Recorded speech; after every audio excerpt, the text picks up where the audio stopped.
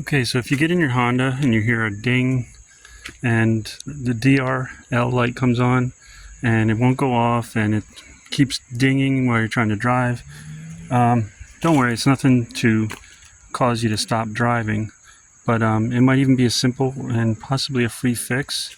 And for the time being, to get it to stop on mine, I just had to turn the headlights to on. So not on auto and not on parking lights, just turn them to on, and it stopped dinging while I was driving. Because the way that the alarm goes off, seems like it's the end of the world and there's something, terribly wrong. But this one happens to be a 2012, and I'm sure it applies to other Hondas and other years.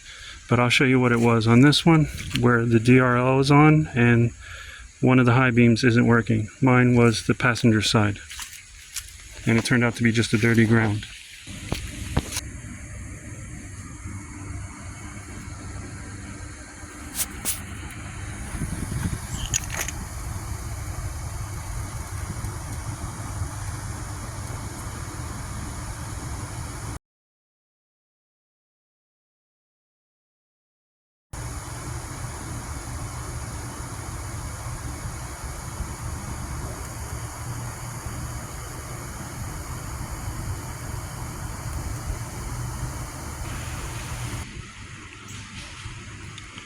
Okay, so the light is now working, high beam is now working, and it was in fact the ground wire that I was trying to show down here.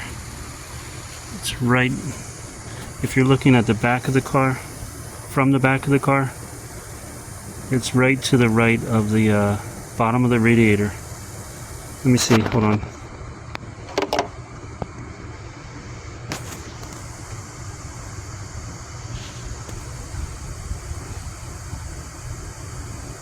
Right there, that bolt right there, it's a 10 millimeter.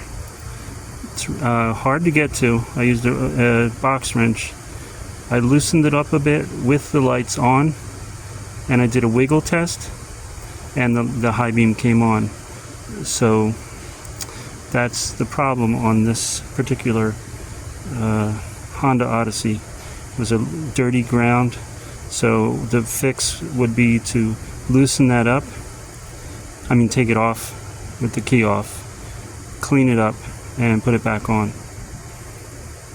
There are some people that fix this problem by adding a ground to the headlight, but that's not the proper fix, because who knows what else that needs a ground is not receiving it either.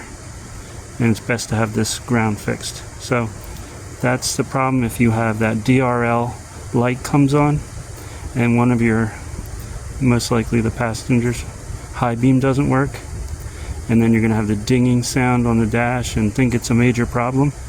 You change the bulb, it's not the bulb, the relay, it's this ground most likely.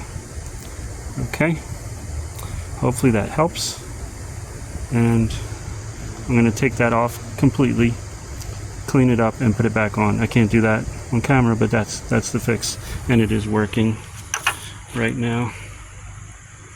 And it hasn't been working. Okay? Yes, so this tip applies to both the driver's side and passenger side. Driver's side is a little easier to get to, and it's not easier to film though.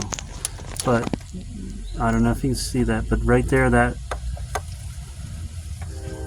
group of wires right there, it's corroded, and that's the same thing on the passenger side. So if you have a driver's side high beam out, it's most likely going to be that too on this side. Same thing, they're on opposite sides of the radiator. Okay, so all the lights are working now. In my case, I was able to take the eyelet off, scrape the frame or the body right by the radiator, scrape that, spray some WD-40 on everything, and I reconnected it and it's working. I will, however, want to get it up on the lift, take both connectors off on both sides, and the eyelets look like they're connected together, and I wasn't able to separate them and clean in between them, so I'm going to do that. But it's kind of hard to reach from the top, so I'm going to see if I can get that from the bottom. But I just took it off, cleaned it, put it back on, and it's working now.